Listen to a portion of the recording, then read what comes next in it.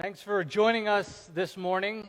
We have two churches present, Real Life Christian Church and Fullness Church, and we wanted to take some time to talk about what's going on in our country in light of what we're called to do as Christians. And so my name is Drew, and I'm the lead pastor at Real Life, and I'm so glad that you're all joining us, and I'm sitting here with my friend Chris. Hey, thanks a lot for having me here today, and I appreciate our friendship, and I'm so excited to be here. I'm glad you invited me here today, and I'm excited about what we're going to talk about today. Yeah, well, Chris and I have been friends for a few years. He's one of the people I met early on in moving here to Virginia, and we've struck up a friendship and get together once a month and hang out and have a great time just sharing stories and life together.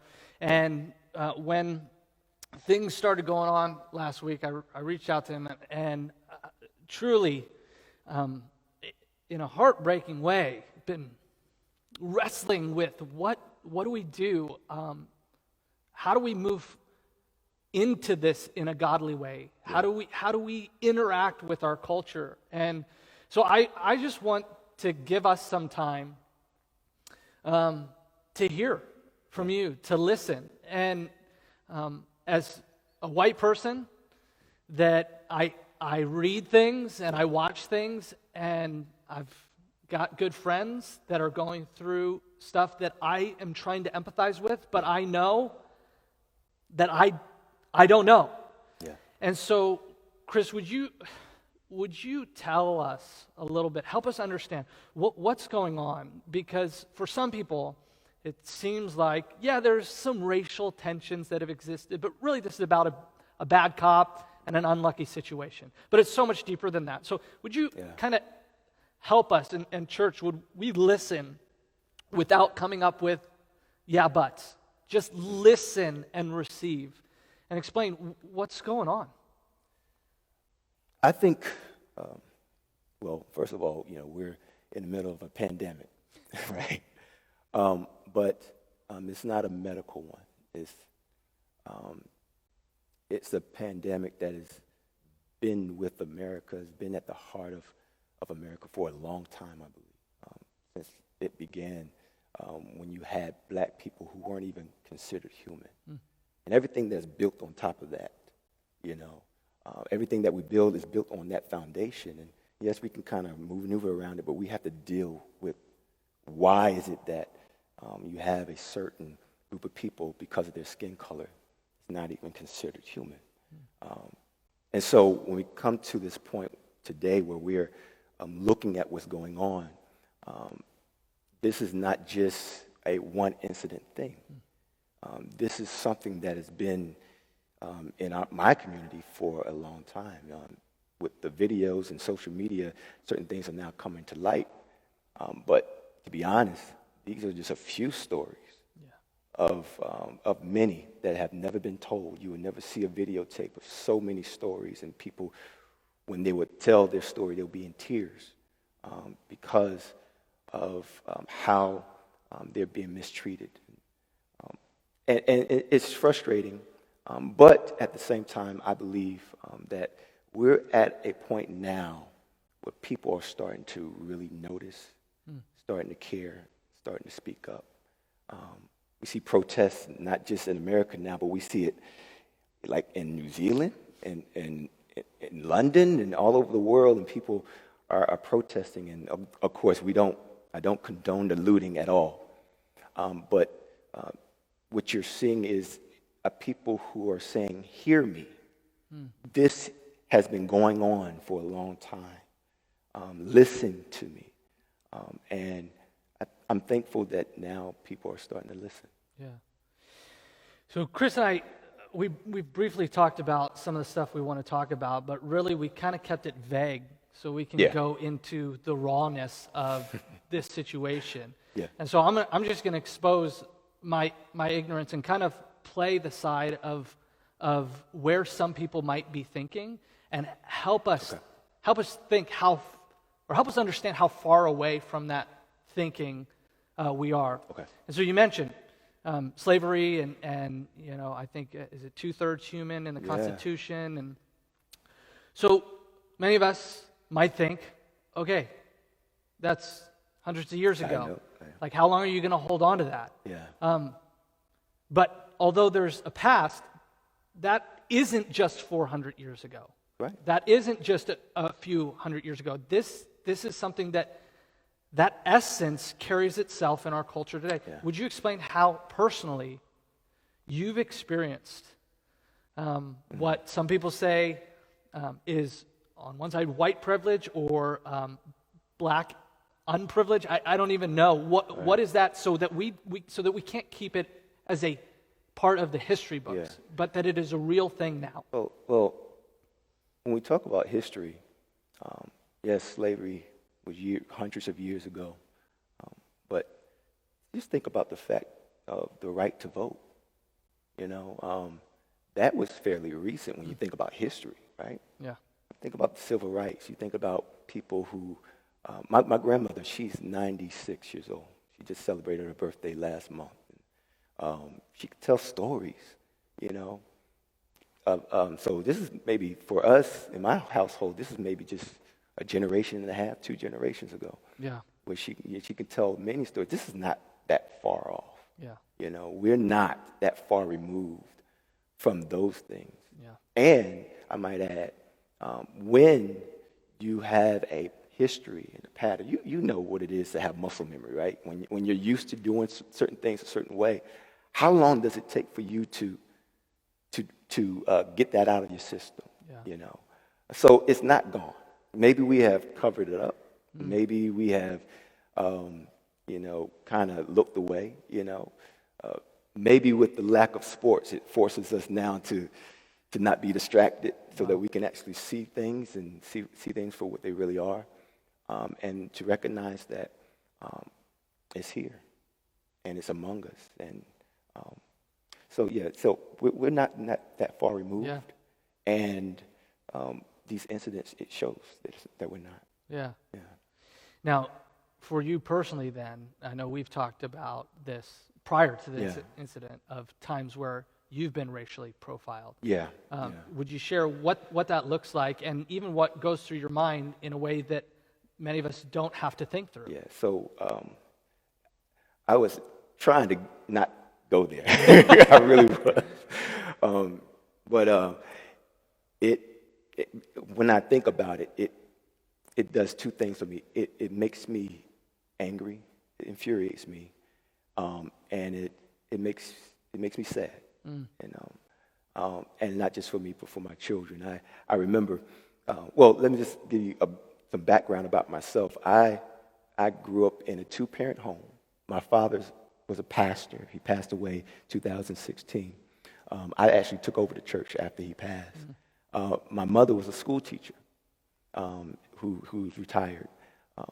So 2-parent home, my brother and sister. We were considered, I don't want to say the word, but I say it. We were considered like the Huxtables in a sense that we had family time. In fact, we were laughed at because we had family time. My father, he taught us how to pray. I worked in the church. I was a musician in the church. Dedicated to the things of God. Family. I never considered myself a thug. And I thought that if I would just be a good person, that it wouldn't, with all those stories that I was hearing, it wouldn't come my way. And I remember my wife, this is me and my wife, we've been married for about, I got to get it right now. I really got to get it right. It'll be 16 years this year. Wow. And around the first year when we were married, we were going to choir rehearsal, and she, I was tired, and I said, you know what, you drive. And she began to drive, and we noticed that there was a car behind us, and it seemed like the lights were so bright on us, but we were looking around. We said, we're not doing anything. I said, honey, just drive the speed limit. As long as you do what you're supposed to do, nothing's going to happen. Yeah.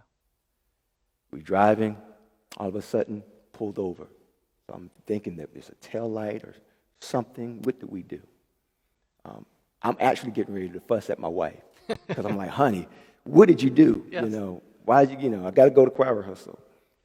And he comes, He doesn't go to her side. Well, he comes to my side. And now I'm nervous, with hand on gun, and asked me for my license. And I'm confused now because I wasn't driving. Why did he pull me over? But I learned enough to keep my mouth shut because you don't know how these things are going to escalate. And then at the end, I just got bold. I just got frustrated. I said, "Why did you get my license? You didn't even talk to her. Why did you?" And he said, "Because you looked like somebody. It was dark. How could you see what I looked like?" Yeah. And on the way to choir rehearsal now, I got to get all that out of my mind so that I can actually minister to my choir members. And I just remember that and thinking to myself, wow, I think I just got profiled. I thought that I did everything right, and yet they still got me. The system checked me. Yeah. And it hurt, and it even hurts to this day. I know better than to label all cops bad cops. Yeah. Or to say it's all white people and things like that. Yeah. But that incident right there, it checked me, and it hurt me. And it's one of the reasons why I constantly am talking to my son, even at the age of 12. Say, watch it. You can't not, be like everyone else. You got to be mindful because you never know. And I want you to come home. Yeah. Well, and from what I'm hearing, from other stories I'm hearing, that's more of the common thought. Yeah. That's not an exception. That is more of the rule that black people face, black men in particular, is that there's an automatic assumption of them doing something wrong. And to live in kind of that fog of, okay, what is how others are perceiving me, and always having to think of that is something that many of us, I don't think, in the white population, really worry about. Right. So you mentioned cops, and so let's go there a little bit. In that, once again, one of the things that you'll hear is you say Black Lives Matter, well, I say Blue Lives Matter, all lives matter, and help us understand that Black Lives Matter is not a statement against others' lives. Wow. What is it trying to raise up an awareness to? What does that statement mean for the black population that so quickly is taken as something it's not? Drew, you really want to know what I think about that? Yeah. Go for it. Wow, man. Well, let's just make sure that we are clear. All lives matter. We all know that. I believe anyone with a functioning brain knows that. If there was a part of your body that was injured, let's say, you had a heart issue, and you would go to a heart doctor to deal with that heart issue.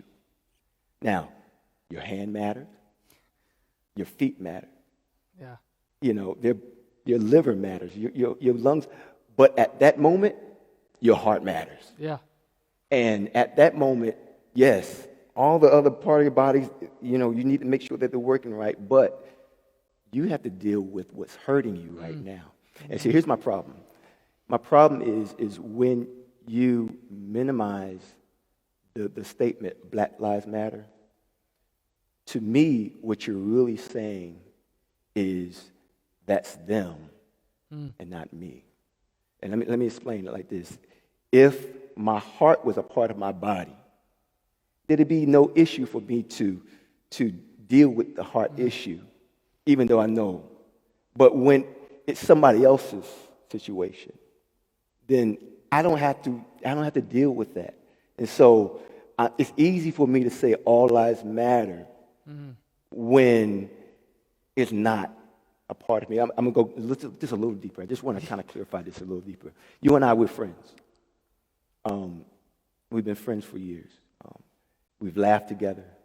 We cried together. Because we're pastors, there are certain things that we're able to share with each other that we can't share with the congregation Forgive me, but we have a great relationship, and there's some vulnerabilities. Yeah. There's some experiences.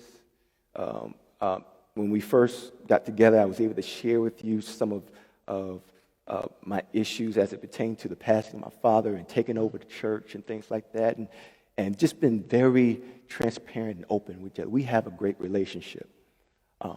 So when you were able to text me after what happened this weekend and say, Chris, I'm sorry, it was a friend looking after a friend. Yeah. It's like a brother. Yeah. That brotherhood that we have a real relationship. So when I was hurting, you was hurting. Yeah. So you didn't come to me and say, well, all lives matter. No, Chris, you matter. And that's what I think we need to get to as a church. I think that we need to get to the place where, yes, we understand that all lives matter, but there is a community that's hurting.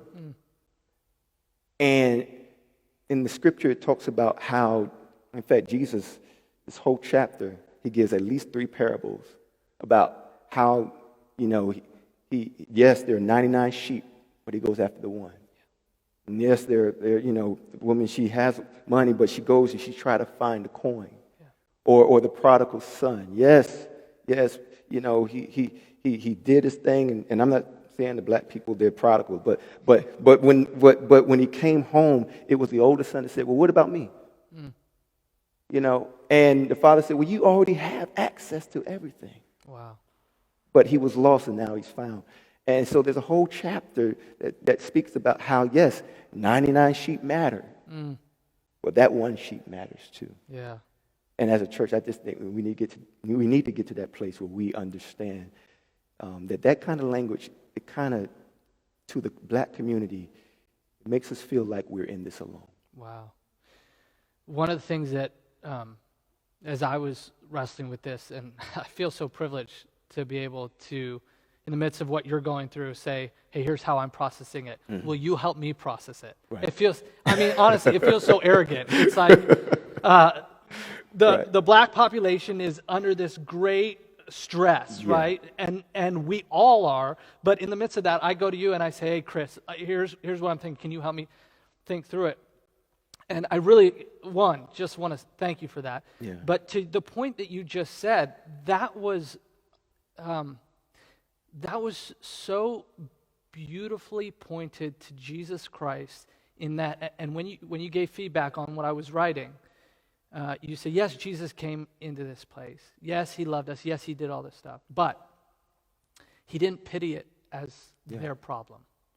And that was eye-opening to me. Yeah. Because as much as you say, hey, thanks for reaching out, like reality here we go, is how can I help you with your problem? Yeah. And Jesus doesn't go, oh, poor humans, I pity them. He comes into our space. He becomes us. He took on that. Yeah. It wasn't humans' problems that I'm solving. It's I am now a human. Yeah. And I'm with you. Yeah. I'm so glad you said this, because that has been ringing in my spirit, for a long time.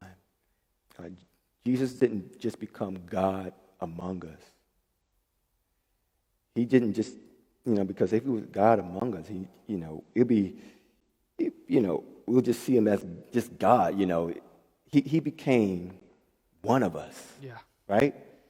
Not only that, he was a refugee. Right? The scriptures talked about how could anything good come out of Nazareth? He came from the ghetto. Yeah. He could have been born in a palace.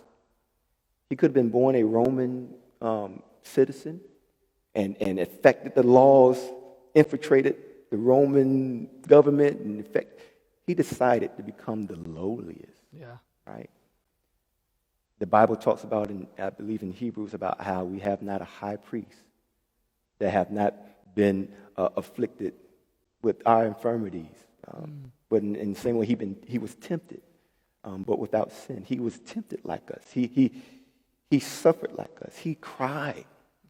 Yeah. He felt pain. And that's important because, when we look at this issue, and of course I as a black man and you as a white man, we have to be careful. I believe, and I hope we take this in love. Because I don't want it to seem like I'm preaching and you should, because I don't want it to come off that way. But if we really look at the scripture where it says, love the Lord your God with all your heart, mind, and soul, and then love your neighbor as yourself. Loving your neighbor, I believe, is a little bit stronger than what we have interpreted. Because we think love your neighbor means, let me go ahead and give them a little money. Yeah. Let me go ahead and give them some food, and I've done my thing. Yeah. Meanwhile, the next day he's still suffering. Loving your neighbor as you love yourself means that you have empathy. You're actually feeling the pain that person is feeling. Yeah. So when you see somebody who's laying on the ground and somebody has a knee on their neck, you don't see it as, oh, poor them. Yeah. You say, poor us. Mm.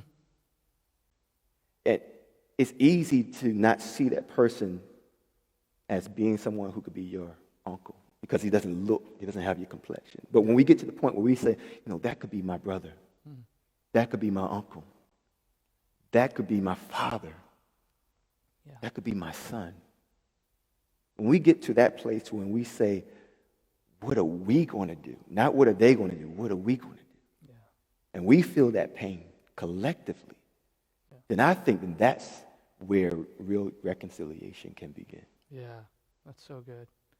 So let's talk about what that means. I think that there's a lot of people that are listening that if you would have asked a week ago, hey, are you for racism? They would, no. And so saying a statement against racism or prejudice, it's like, yeah, okay. I think a lot of people now are like, I want to maybe root some of that stuff out in my life. I want to notice it, but I really don't want it there. Yeah. And in fact, I want to do something. And for a lot of people, there is a lack of knowledge of what to do. Yeah. And so sometimes it reverts to doing things that aren't necessarily helpful, and sometimes they only appease us. So we'll say something and then, okay, good, we've done our part. But I think that there's a stirring in our culture. Hopefully, I pray, there's a stirring in our hearts that there's a desire for action. But here's a caution, is that I think, because I got to check it in my own life, I want you to give me an easy answer. I want you to give me something that a week from now or 2 weeks from now, I can say I did my part and I can move on with life. And so that's not where we're at, and I apologize for that. Because this is much bigger than a conversation and a little bit of enlightenment. Yeah. So with that, I just want to challenge us to know that whatever it is, it's going to take time. It's going to take effort. It's going to take more than once, and I've done my part. What are some things that can move us to reconciliation? What are some things that individuals can do to say, I empathize with what we're going through, and I stand together as a body of people because Black Lives Matter? Yeah. Well, I think we got to the point where being silent is not an option anymore. And we got to the point where saying I'm not a racist is not enough either. But I would say this, when you ask, and I've been asked this question many a times, what can we do? I'm just going to be honest. We don't know. There's some things that we can do systemically. There's some things we can do in the government. But if the answer was so easy, we would have solved it a long time ago. Wow. It took us a long time to get here, and it's going to take some time to get out. But what I would say is that we shouldn't see it as just a checkbox, right?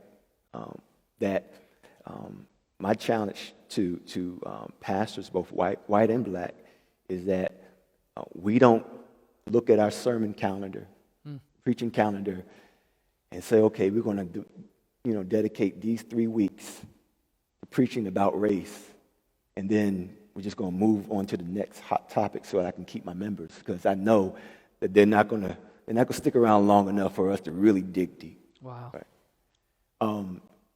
This conversation, even after, this segment, after what we're doing, and of course you and I, we're able to have frank conversations even after this, which is what I appreciate about our relationship. But this conversation needs to continue well after, in churches, but also in the original church. And what I mean by that is at the kitchen table with families. In Joshua, Scripture says this, that as for me and my house, we will serve the Lord. And I believe that if you really want to tackle this thing, I think it needs to start at the home. I think it needs to start where, first of all, you've checked your own heart. And then you're able to, because leadership is influence, wherever you are, you have influence. You're able to say, you know what, we're not doing that here. We're not talking that way here. Let me show you how we do it. Let me show you how we love people who don't look like us. I think that if you're going to ask, what can we do? Then first you check your heart. And then you check your home. Start there. Yeah. Yes, we can do government. We can do big, all that stuff like that. But let's start home. Yeah. I've heard from some people of what is it that black people would want from white people? Yeah.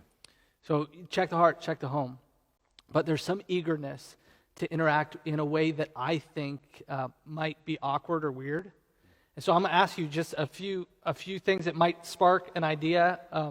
But what does it look like to go to a neighbor's house who's black and say, hey, I want to get to know you? Is that an awkward question in the midst of this, or is that understood?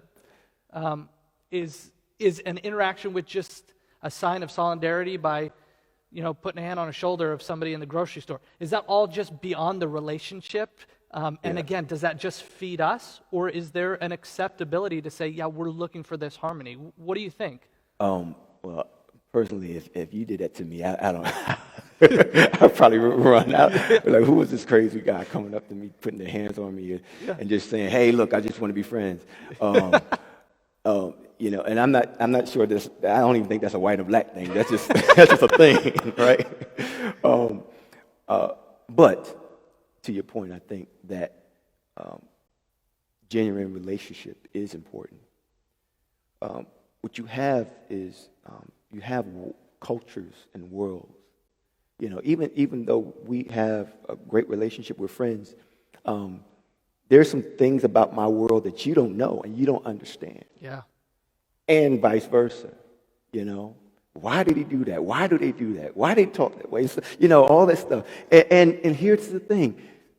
That is okay. Differences is not something, it's not derogatory. It's beautiful. Yeah. Our differences are beautiful.